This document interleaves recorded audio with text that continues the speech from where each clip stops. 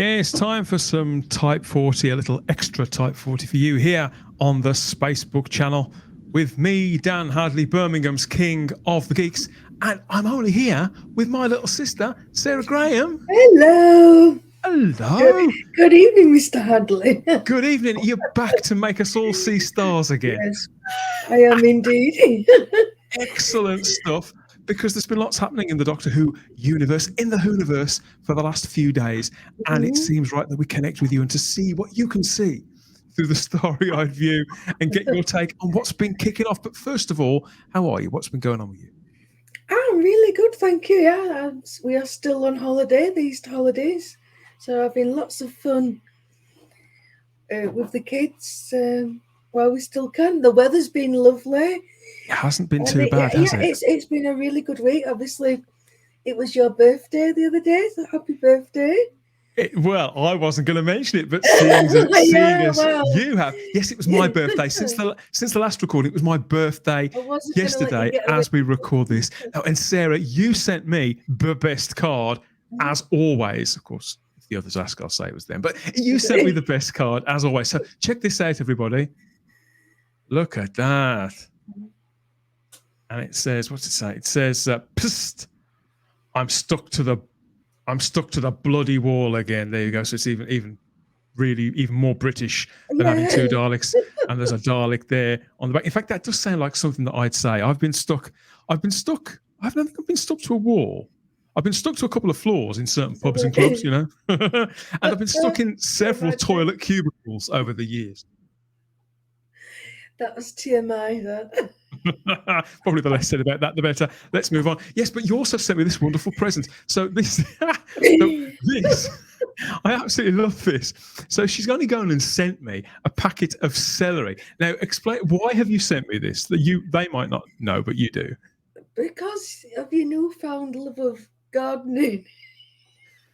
Newfound love. Yes, the ongoing story of my garden. For years it was like Jurassic Park. Now it is tame again, and it's awaiting bringing to life with colour and life, really. So the idea that I can plant, as Sarah said in the card, my own decorative vegetables. There's some celery, all of my own, that I can wear at a later date if all goes well. So I'll keep you informed about the celery, Sarah, and maybe we'll get some pictures up on the social media. Yeah. Celery Cam, you see, they don't get any of this on Radio Free Skaro and Mr. TARDIS and all this stuff. They don't give them celery, real live celery. Watch for that. Twitter and Instagram at Type40 Doctor Who. Yes, it was indeed my birthday. And of course, Easter time as well. So my birthday moves around. Well, no, it's Easter that moves around, but my birthday's either before or after it. That's, it's all very, very weird. And I can never really keep track. But then again, I suppose it keeps me on my toes at my age. Yeah. But the thing I like about my birthday, I'd sort of forgotten, is that I share it, Sarah. I share it with a couple of famous people. I mean, firstly, there's the late Adolf Hitler, which... I know, yeah, it could be better, but much, much nicer is that I share it with this lady. This is the lovely Louise Jameson. It's a lot better. Oh, bless. It's a lot better, isn't it? Yes, our Leela. She was 71 on my birthday as well. There, so April the 20th. Yes, and yes, it is nice to share one's birthday with a Doctor Who luminary. And isn't she looking lovely, gracefully going into the 70s? Oh, she's gorgeous. She's got such beautiful eyes. They're so striking, aren't they? And even now, you just look at her, you can tell, you can recognise who it is straight away. Yeah.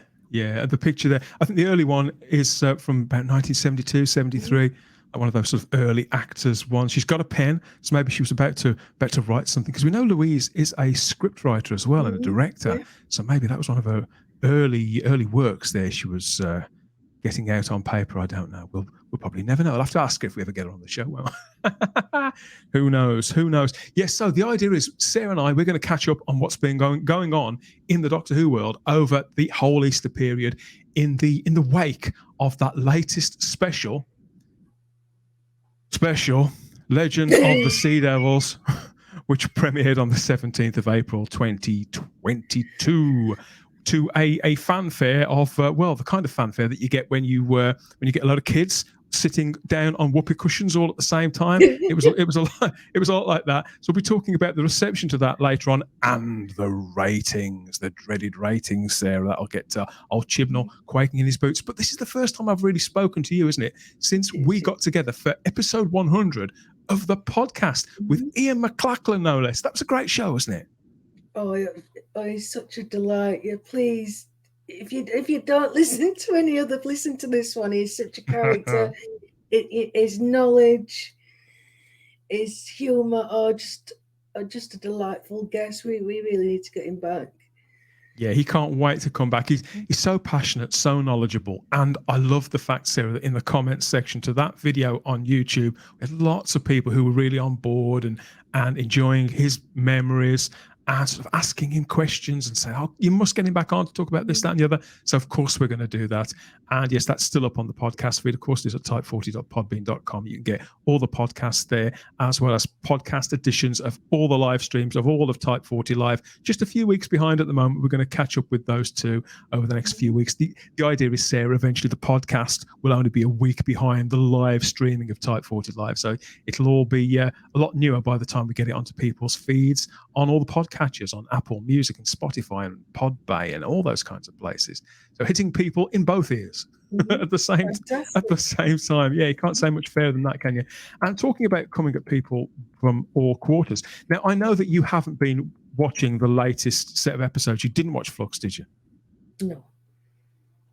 I gave up after the Timeless Child. Yeah. Were you tempted with Eve of the Daleks, or has it been like hard pass on everything that's come since? No, there's been nothing. That's tempted me back. I was burnt after Resolution. That I wasn't interested in seeing another Dalek story. Yeah, it was piss poor, wasn't it? Yeah, and obviously I've listened to your review. I listened to the people's reviews. Rabbi does a brilliant review where he takes about 400 screenshots and he goes through it. So I feel like I've watched it. You've watched the Rabbi dub. You can call that Svila Betkin, the Rabbi from another planet. There has to be the most industrious of YouTube Doctor Who voices. You know, you may not like what he says, but you have to love how he says it. That's how I think about the Rabbi. Absolutely my favourite YouTuber. But I know you're still very much into Doctor Who itself, because Doctor Who is more than a TV show, isn't it, Sarah? Yeah, it's a way of life in a way. It's a shared culture. I'm not going to let that hack take it away from me. Absolutely not. So I know that you still keep an eye on the Doctor Who news. So I wanted to know, I made a video about this a few days ago, but I wanted your instinct really, because obviously I'm an old 80s fanboy, an 80s survivor. So I can't help but get a little bit nostalgic, a little bit teary about seeing these two ladies come back to Doctor Who, even if it is going to be in something written by Chris Chibnall. But so this is Janet Fielding and Sophie Aldridge who are back on Doctor Who for the centenary, the BBC's centenary special, which was going to air. I can't even say the bloody thing. Much like every Chris Chibnall episode, isn't it? Can't say the titles. Yeah, so this is going to be screened sometime in the autumn. And here they are. Here are the two ladies back on screen in their original characters as Ace and Tegan Javanka.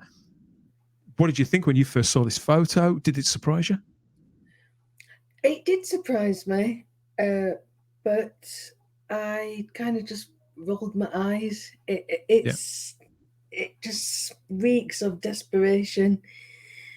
And then I kind of laughed because, the return of these characters, it's only the long-term fans that are really going to care. These long-term fans that have been chased out of fandom for the past 4 or 5 years.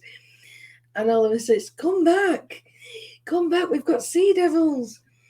We've got old companions. Come back. That's the thing, isn't it, Sarah? It's not desperation on behalf of these two actresses who we adore. No. It's desperation on behalf of the production team. What the hell are they going to do? Trying to pull something together.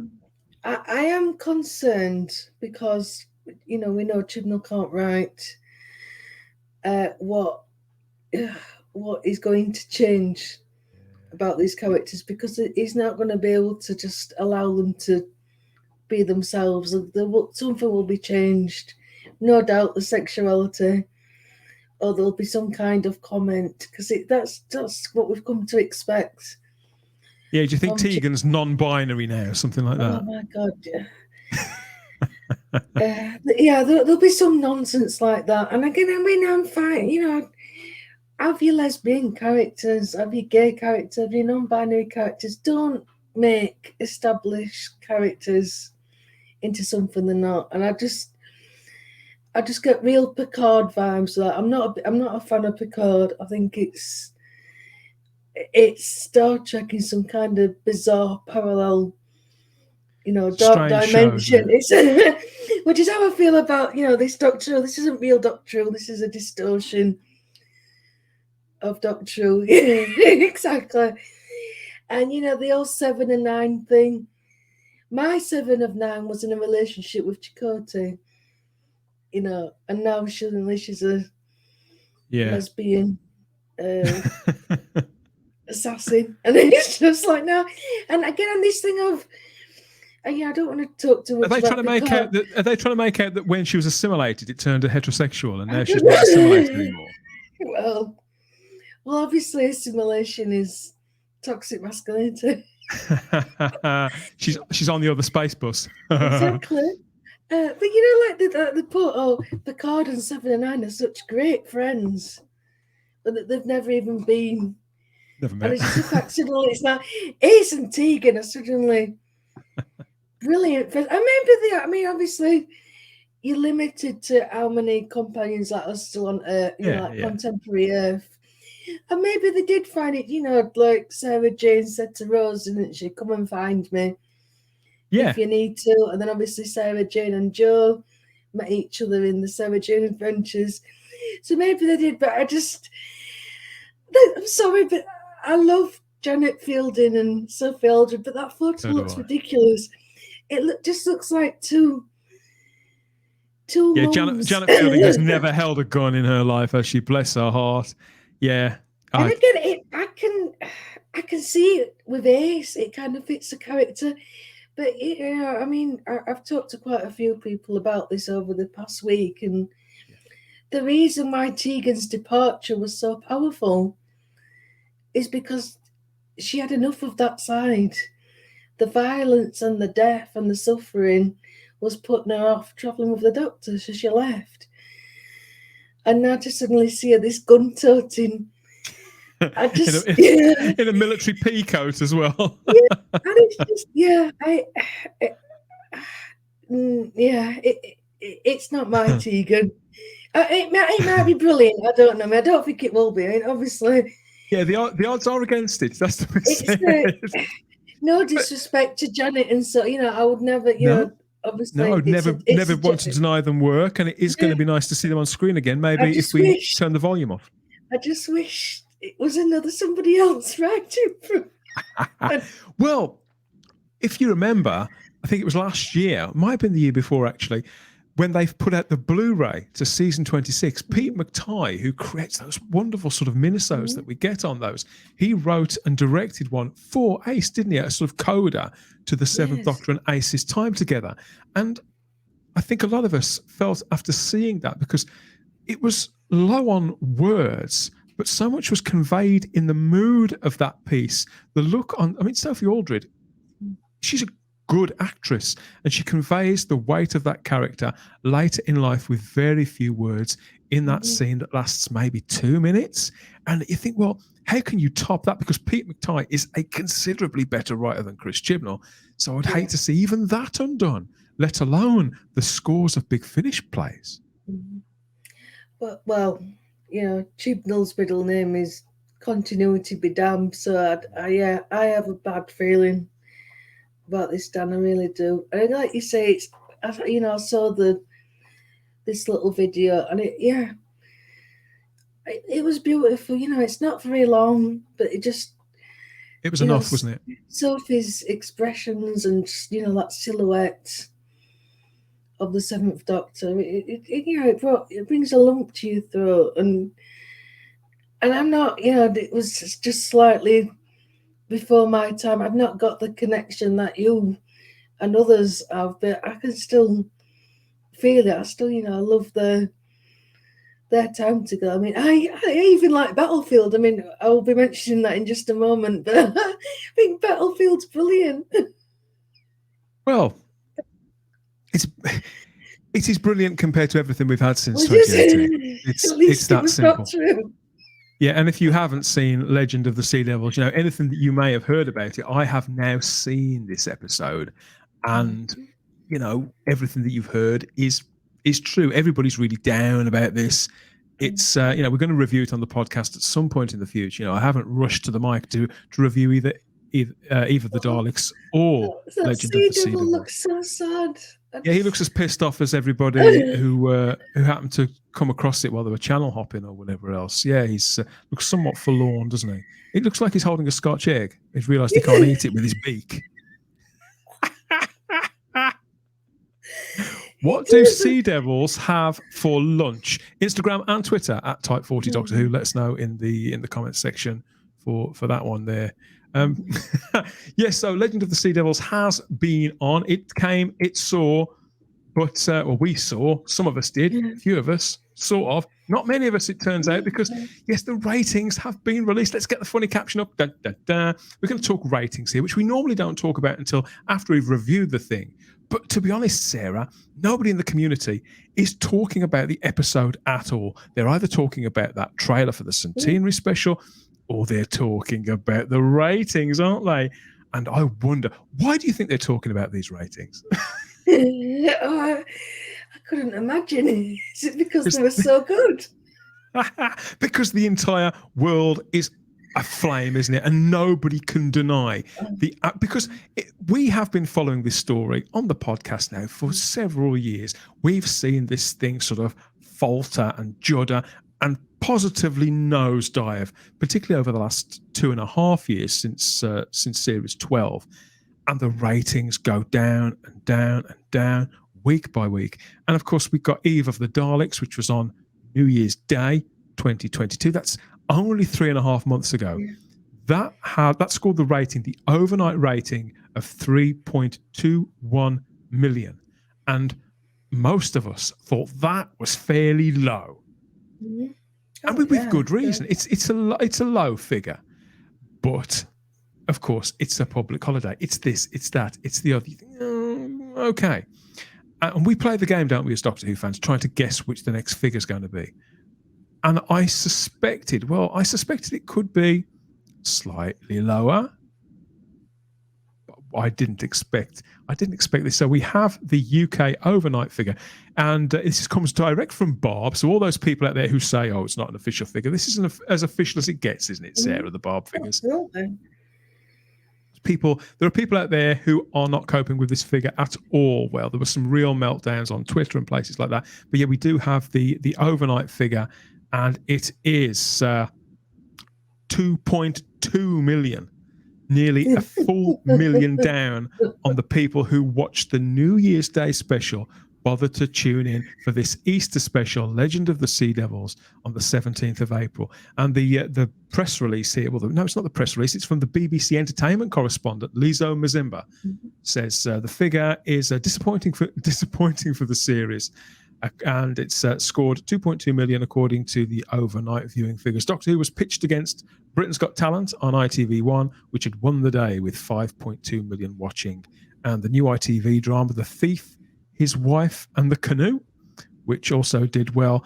And Doctor Who was opposite repeat of the Antiques Roadshow on BBC Two, which also scored more viewers. Now that is an indignity and a half, isn't it? Yeah. How can this failure, Sarah, be any more stark? A whole million down just on the last episode. This is a further nosedive. This is a plummet, isn't it? Yeah, just straight off a cliff.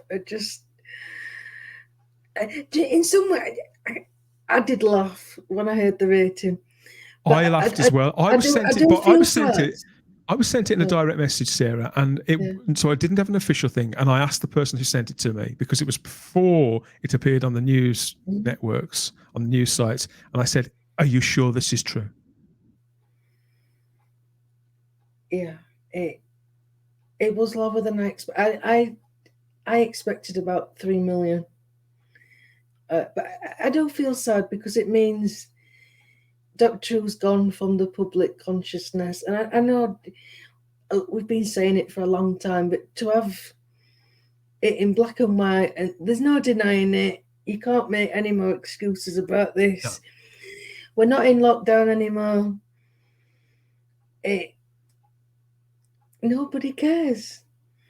And the thing is, this was, spoilers for the review of this when we do it on the podcast. This was a shoddy piece of television by any description.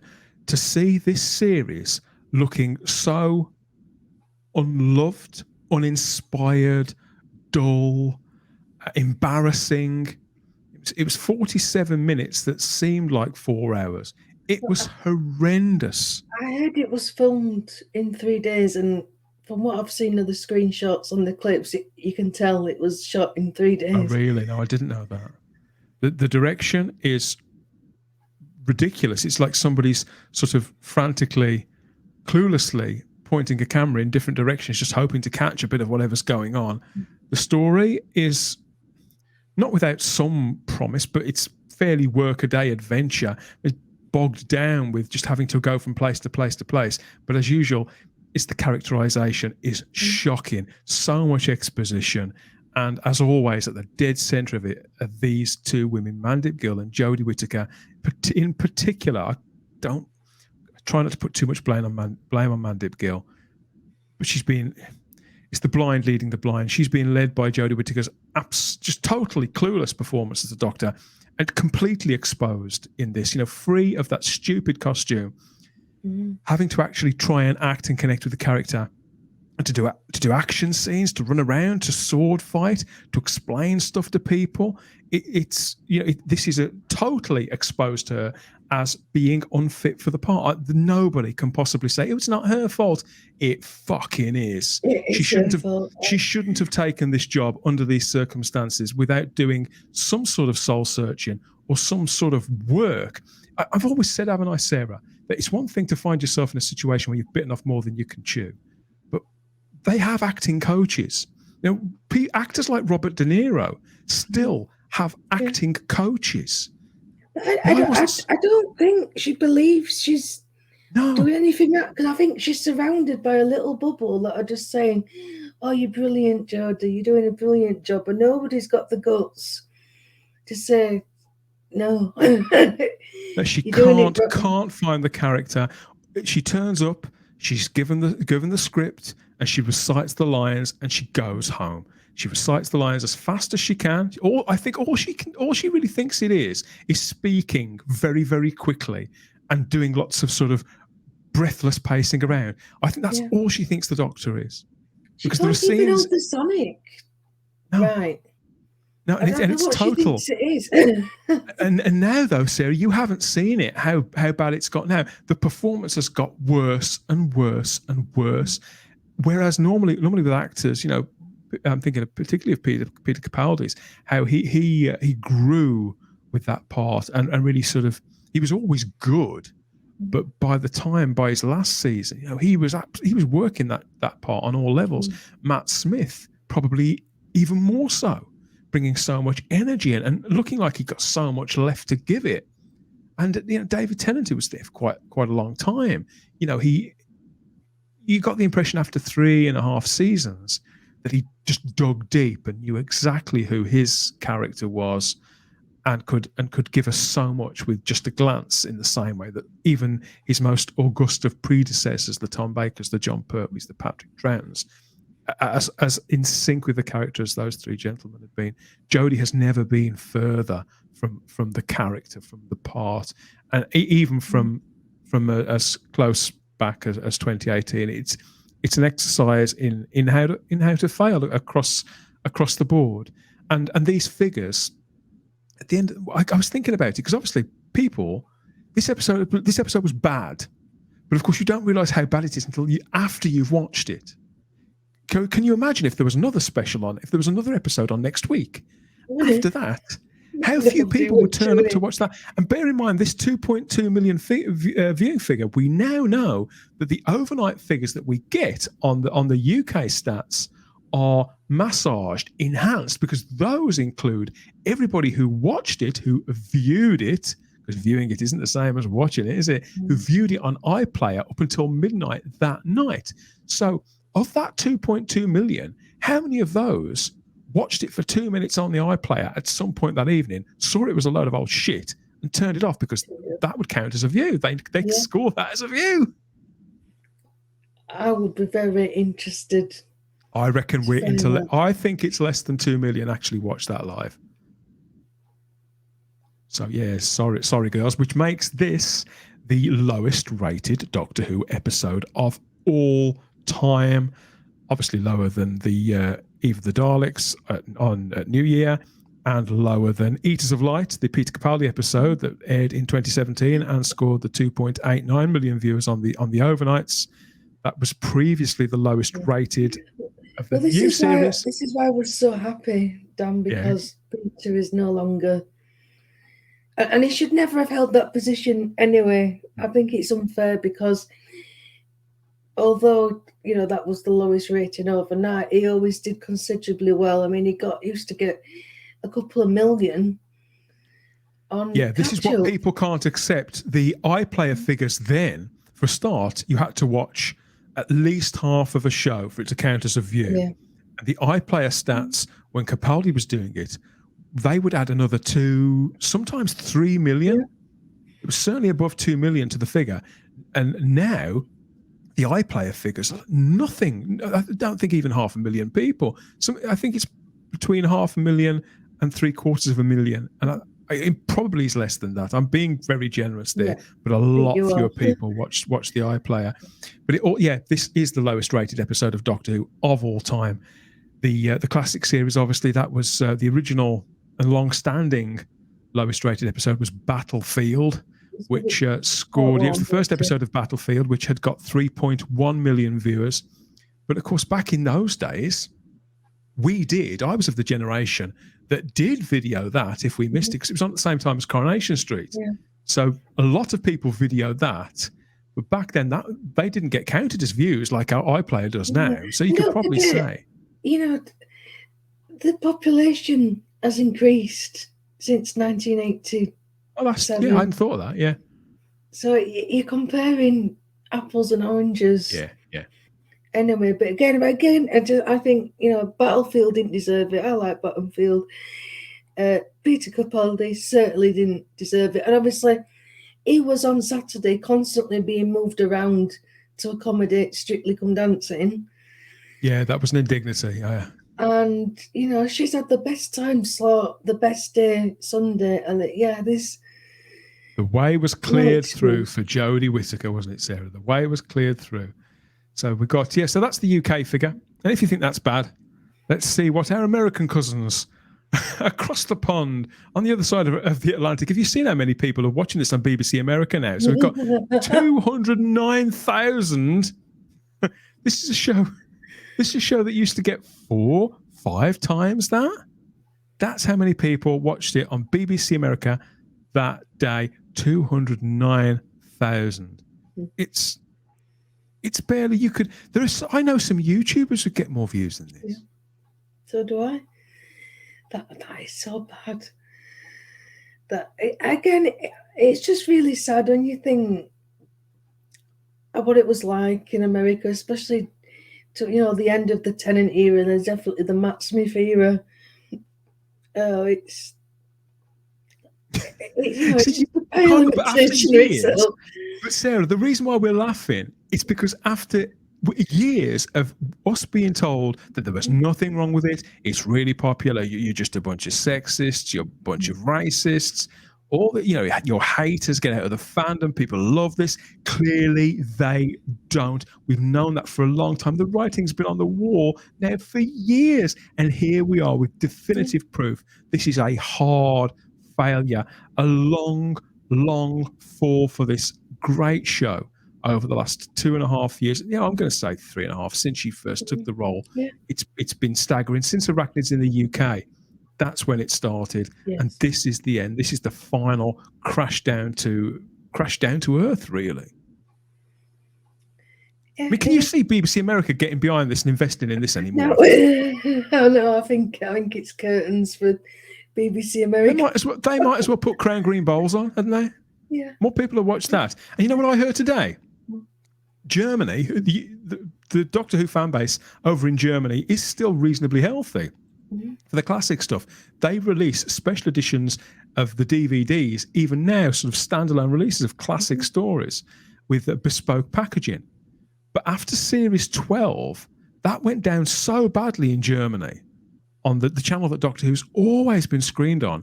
They refused to buy Series 13 Doctor Who Flux. So the German viewers can't officially see that at all. And they're just the latest of a number of countries that have said, there's no way we're going to inflict this on our viewers. I think that's a kindness. I don't. Sarah, I've been watching genre TV. I have said this before. I've been watching genre TV most of my life. We're talking 40 years here. This is some of the worst TV I have ever seen. And I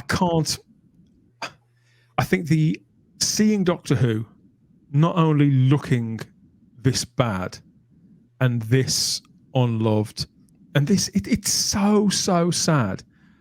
You'd think being proven right would be a real high, but it isn't. It's just, if only they'd have listened to people like us. And you think, why should they listen to the fans? Usually I would agree with that. For years I agreed with that. Don't listen to fans. But in this instance, Chris Chibnall had absolutely no idea what he was doing. Somebody there should have done.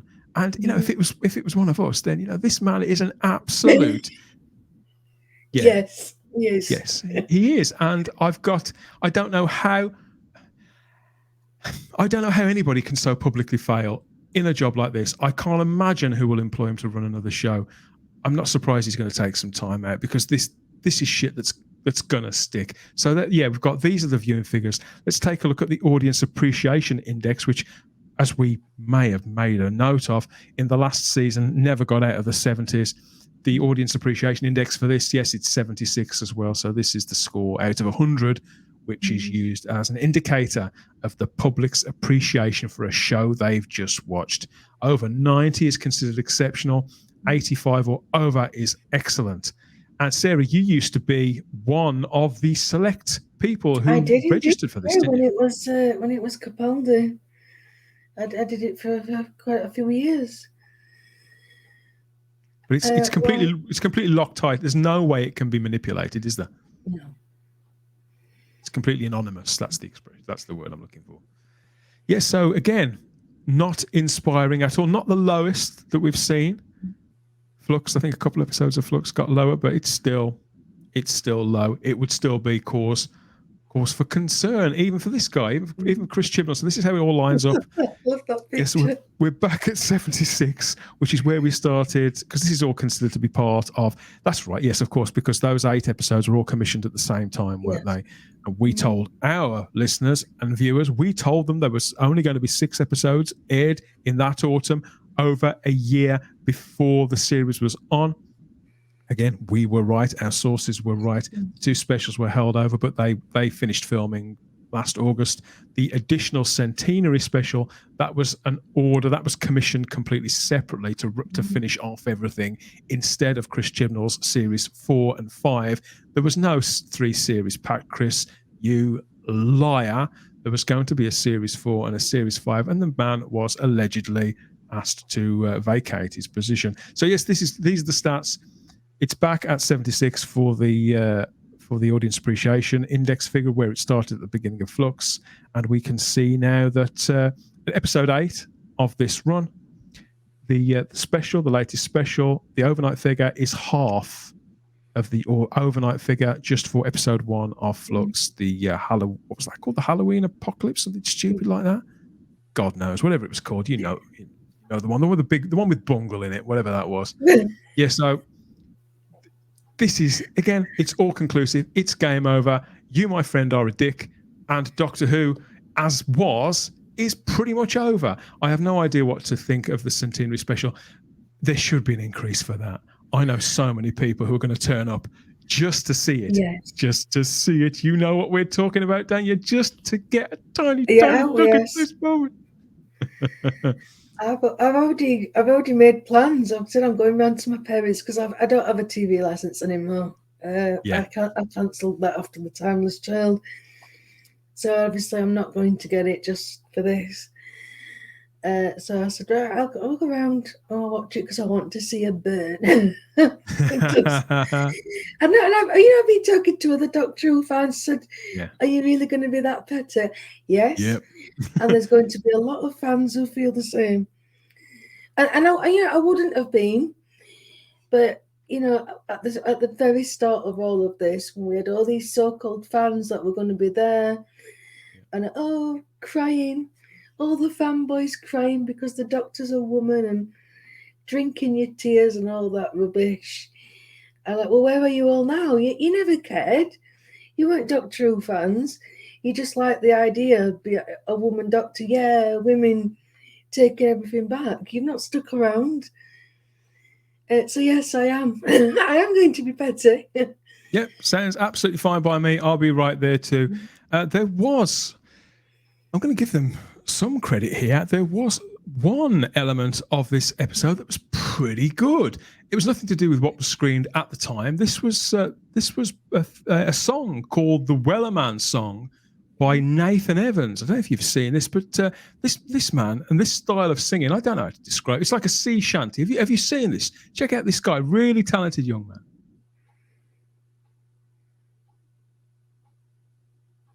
Oh yes, I do. Yes, he does the rounds on YouTube and TikTok. The kids know.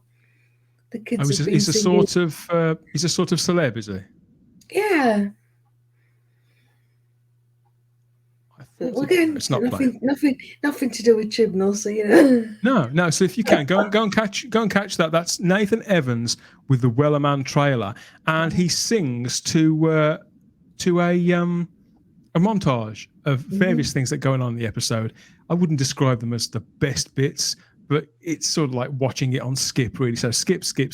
That's the best way to experience Doctor Who, Legend of the Sea Devils, to do it with Nathan Evans there.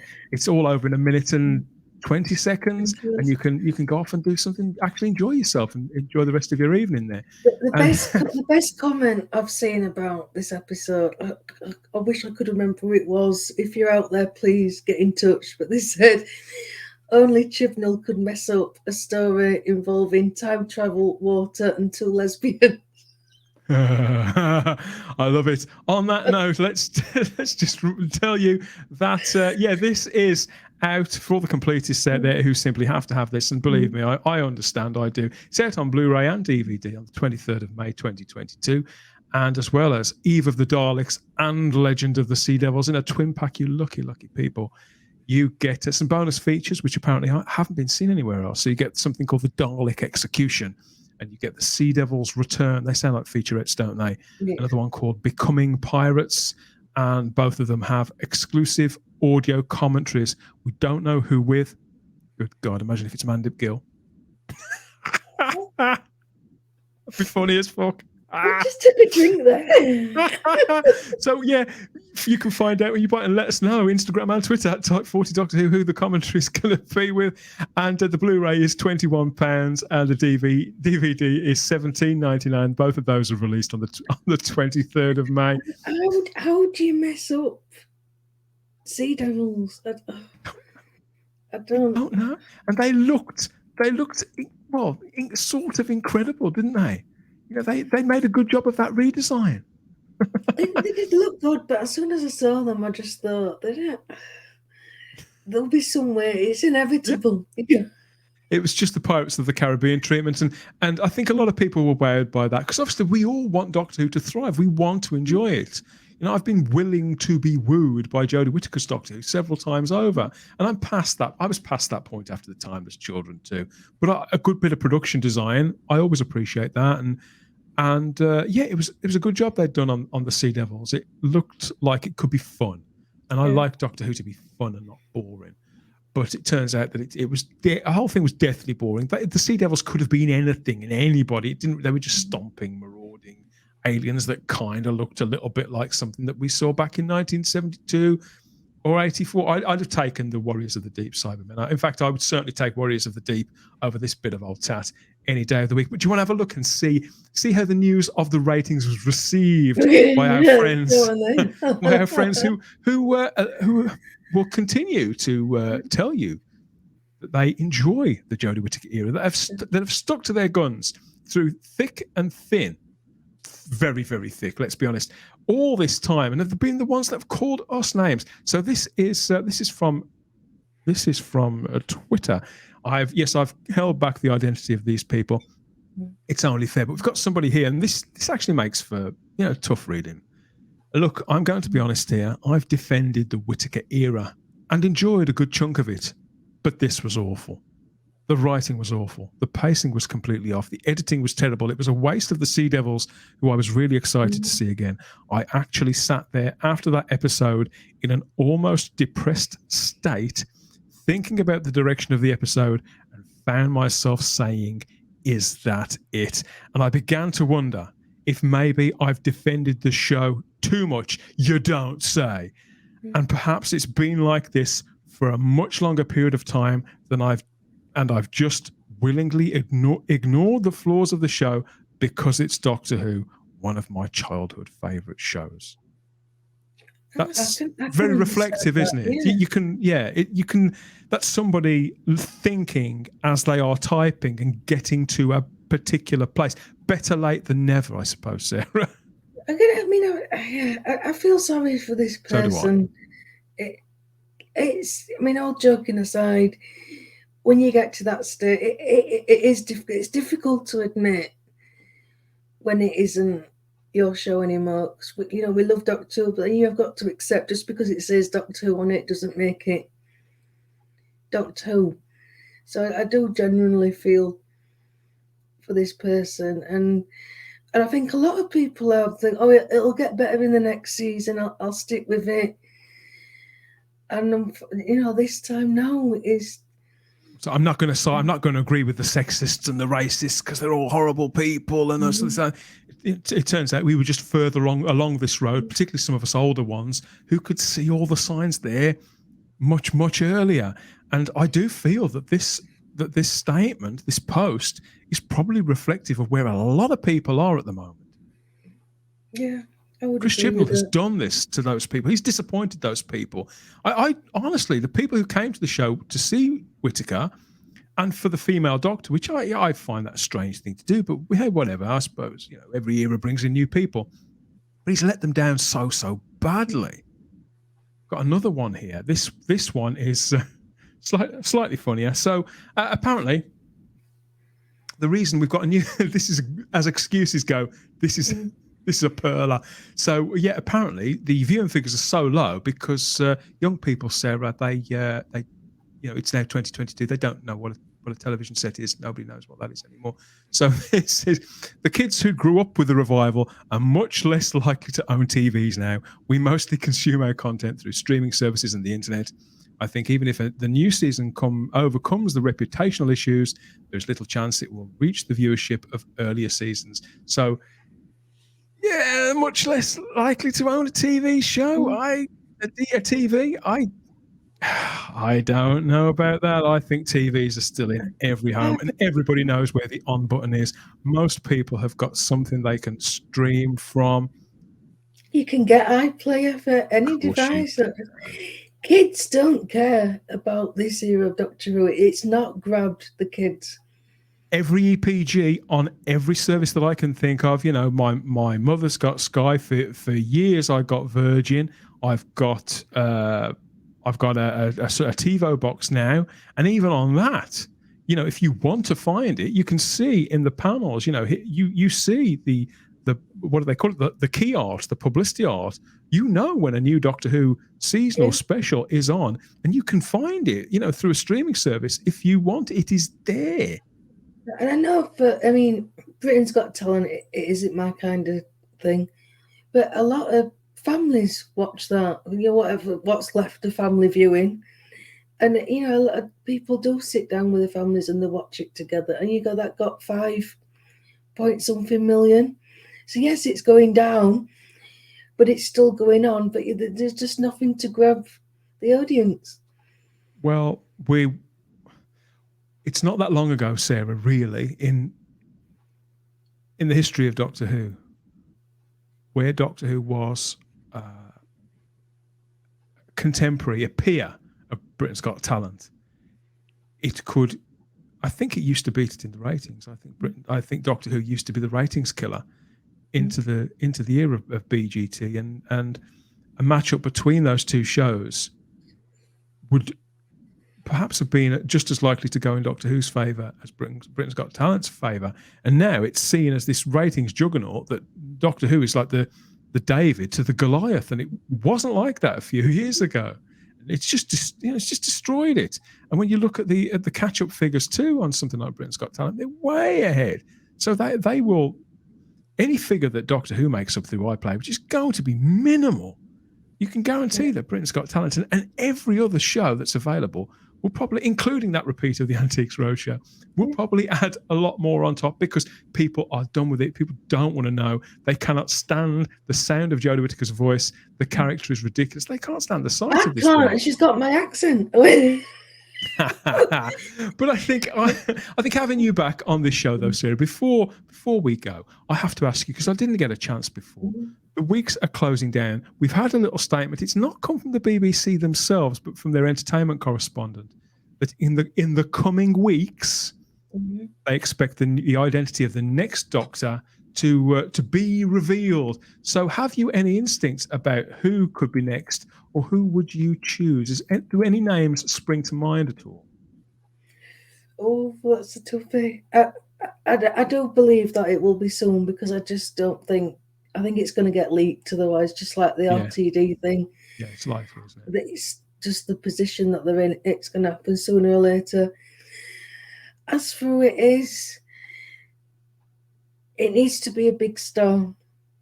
I think casting a nobody will not work. It's the wow factor, does it now? It needs the wow factor for people to come back. I mean, I got excited for you, Grant. I did, knew it wasn't going to happen, but a name of that caliber, it needs to be somebody that will, people will sit up and take notice. It's got to be a name. It's got to be a household name. Doesn't need to be super. But we're not talking maybe film star, but it needs to be a name. And it needs to be a man. That reminds, we've got a pretty picture to look at before we go. This has been sent in by Kev, Who Fan Man. He's been inspired. Kev takes a lot of inspiration from all corners of Doctor Who history, and he was inspired, if nothing else, by Legend of the Sea Devil. So check out this cartoon that he's put together. So there we have. We're on the shore there with the Doctor and Yaz, and they're watching as that looks like the Titanic is sinking, and Yaz says, "Shouldn't we help them?" And the Doctor says, "Nah, there's only the men left on it." Well, yeah, because I heard about this when she travels back in time to this ship, and the captain's like killing all his crew, and she doesn't do anything. It's mental. Yeah. I'm just like, and she abandons Dan in another time, and I'm just like, that is not the Doctor. All sorts of weird things happen, and the expositions just go. She just walks around talking really, really quickly. But as always, Kev, keep them coming, mate. That's another belter. Fantastic. We have got some creatives out there who listen and watch. And yes, please keep them coming. Instagram and Twitter at Type40 Doctor Who, and you can find me on Twitter too as the Spacebook, where I'm posting about all things geeky. That's inside and outside of the TARDIS. There'll be more of these Type 40 extras here and there, dotted around place to place in the time between now and when we bring back Type 40 Live. And watch out for the next Type 40 podcast too. We've got a few of those recorded already. I'm just trying to work out which one to release first. I think I know which is coming next. Recording some more as well. I'm recording some more next week. Can't wait to get started on those. And yeah, we have plans as well for the next season of Type 40 Live, Sarah. It's going to be away for a few weeks, but you've got to keep them waiting, keep them hanging on for more of the good stuff. How about you? What are you up to over the weekend? Anything good planned? I'm going to go and see Sonic 2. Looking forward to it. I've heard good things. Really enjoyed the first one. Looking forward to it. I just want some fun, Dan. You remember when we used to have fun? It's just about escapism, and you can still find it in little pockets. So yeah, so looking forward to that. Last day out before the kids go back to school. So yes, let us know what you think of all things we've talked about on this show. There's the Tegan and the A stuff, of course. Tell us some more about that. What do you think now you've had time to live with it for an extra few days? Let us know. The ratings disaster. The bottom has fallen out of it all completely, hasn't it? What do you think about it? Give us your post-mortems on not just Legend of the Sea Devils, but this entire sorry story that probably began with the rabbits in the... Actually. It is, isn't it? Yeah. So look at the stats and tell us what you think. And all the other stuff too. Are you going to put this up on DVD and Blu-ray? Are you a completist?